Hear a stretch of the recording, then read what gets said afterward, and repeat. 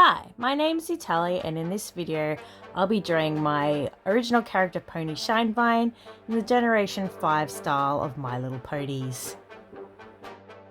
Those of you who watched the video in which I drew the picture that's currently on the page in the left hand corner will already know that I've had this character for quite some time and has been drawn in quite a few different styles of My Little Pony. The one I'm using as my reference at the moment is just my own sort of pony style that I drew for myself, but it has been drawn in Generation 4 and Generation 1 styles of My Little Pony, and I really like the colours and design of this pony, and I guess it's kind of like it's my pony sonar, or however you want to say it. So anyway, I started with a sketch, and I was actually watching the Generation 5 movie that came out, I think came out last year, as I was drawing this so that I could make sure I get the style down pat. As a flat drawing, the style looks pretty weird, and you can kind of see here it does look a bit odd without any of the shading. So there's going to be lots of shading in this to make it look three-dimensional, as the current 5 generation style is mostly in a CG style. There is also a 2D animated episodes of the 5th generation. I haven't actually watched any of it. I've only seen the movie and the episodes of the CG show.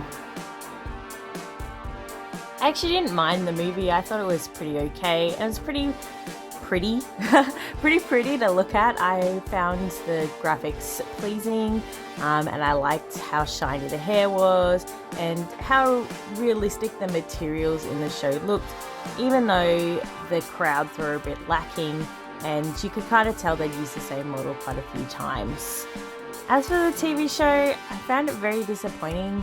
I know this show's aimed for children and not for like adults like myself, but after watching, all the seasons of Generation 4, where they didn't sort of treat you as a child, like children and adults could get joy out of it. The new one is just kind of like, it's just like the most simple storylines and most straightforward stories, and the animation flaws in it are pretty obvious. Remember, there was this one episode I was watching where they didn't actually align the light that's supposed to be in the lantern with the lantern. So when they moved the lantern, the light actually remained in its same spot and ended up outside of the lantern. And I think those kinds of flaws are glaringly obvious and could have easily been fixed if they'd actually taken the time to do it. So I wonder if the season had actually been quite rushed. I guess of CG stuff, there's a lot more that you sort of have to think about when you're creating a show, but I've watched lots of other CG shows which sort of dull down, their animation when they went to a series, like the How to Train Your Dragon series. I didn't find that too jarring after watching the movies, but there were a couple of things in this My Little Pony season that really stuck out to me and was a bit of a disappointment, especially after waiting so long after the first episode released and then waiting for the rest of the season to really release. I also am not a fan of some of the super saturated colours they've chosen, especially for the villain. I think the colours that they've chosen for it are disgusting, and there would have been much nicer colours they could have chosen, but it's quite clear they've chosen these so they look good in plastic, so they can sell toys on them, which is what My Little Ponies always was. It was always just a TV show to sell little girls plastic ponies. And again, most of the shows besides season 4 were all aimed like that. There were some season 1 episodes, Generation 1 episodes, which probably a bit more advanced than just little, for little girls. But other than that, most of the generations of My Little Ponies were all aimed at children and are basically unwatchable for adults, unless you're just looking, you're just watching it for the pure poniness, I guess. Generation 4 really changed the ball game, and I know a lot of people were hoping that they would stick with that, but it's quite obvious with the new season that they're not.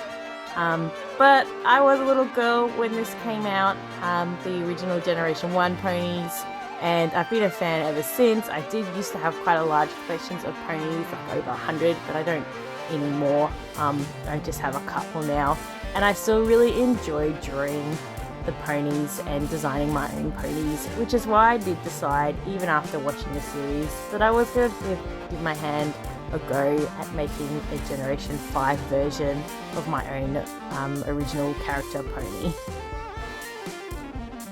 Now, I did actually use a couple of different brushes while making this instead of just sticking to my one bamboo brush. So I'm actually using the old brush at the moment to make these little ankle fluffies, and for the body I use the fairy brush, and in a moment I'll be using the veil brush for the hair. And that's pretty much, besides the smudge tool, which I always use the felt brush for, that's pretty much all the brushes I use to do this. And I actually super enjoy using this veil brush to do hair. You'll see in a moment it actually makes hair pretty quickly and pretty easily. So I just sort of start with a dark color and then use a highlight color to make the high shines on the hair, and you can see very, very quickly I have quite a good looking hair. So I'm glad I discovered this. It does end a bit weird because it's supposed to be like a smoky brush, I suppose. So the tips of the hair kind of have rounded off a bit, which I don't want. But I'm just going to grab an eraser tool and erase them back so that they become like a sharper tip instead of the weird round ends. And I do add some little stray bits of hair here and there using the bamboo tool, a bamboo brush, just on a very small setting, as you can see I'm doing here.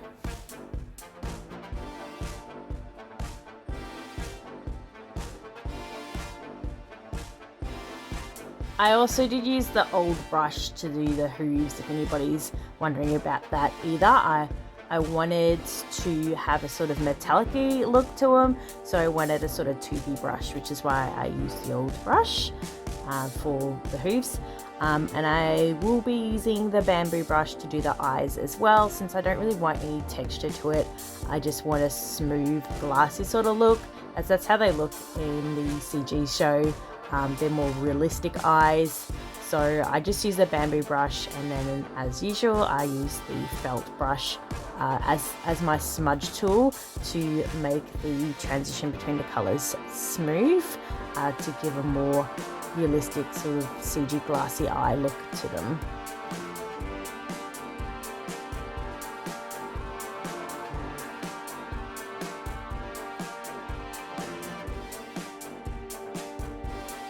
The horns in the new show actually have this like curly pattern carved into them, and they often have like a gradient, as I've done here. So I really liked this design part. I thought it added a bit more interest to an otherwise very plain horn. So I was kind of glad they did something different with the horns. I couldn't quite capture the sort of semi-transparent look that they have, but that's probably because I wasn't planning on doing a proper background, so I didn't add any transparency to any of this really. So at this point in the picture I decided that the picture was pretty much coloured, and I just wanted to add some reflecting colour on here, as in a CG or three-dimensional environment there is a lot more reflected light and different colours sort of coming through things. Like I wanted to make sure it looked like there was sunlight coming through or light coming through the hair, and therefore the orange of the hair would be showing up on her purple face. I did like some parts of this, but by the end of the video I kind of felt like I'd overdone this, so I'd actually go back and saved a version of this without all these extra colours involved. I'm still not sure which one I like more. I kind of do like the orange reflection in the eyes. I just kind of think I overdid it a bit. So if I had my time again, I'd probably still do the extra colours but tone them back a little bit and not make them as bright or as much, you know, there's probably too much orange on the face there. But oh well, it's done now, and I still kind of like how this turned out. I was very happy with the hair and how three-dimensional it looked. I struggled with her nose for quite some time, so I was happy in the end that I did get that sort of three-dimensional weird little nubby nose that they have, instead of what it looks like in the beginning, which was like a Peppa Pig face.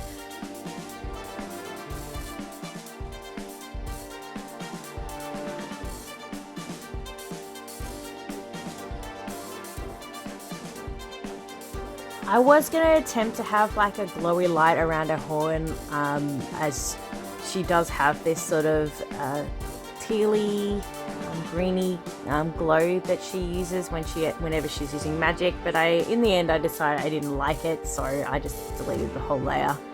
I'm now going to do an extremely lazy background. I just couldn't be bothered doing a proper background for this, so I just put down some color, some different greens, and then I blur them all together, and then the sky's just a similar thing, a bunch of blues which I just blurred together, and I added a shadow to it. I'm like, yeah, that's done. And then I nearly forgot a cutie mark, so I had to add that on last minute, and just sort of adjusting it to the right position. I think it's kind of weird that in the show they only have them on one side, and I couldn't remember what side it is. Hopefully it's this side. But yeah, this is it. This is my finished Generation 5 style of my own character, Shinevine. Well, thanks all for watching. I hope you enjoyed the video. If you did, don't forget to give me a like, subscribe if you'd like to see more, and I also have a Patreon if you'd like to support me. See you all next time. Bye.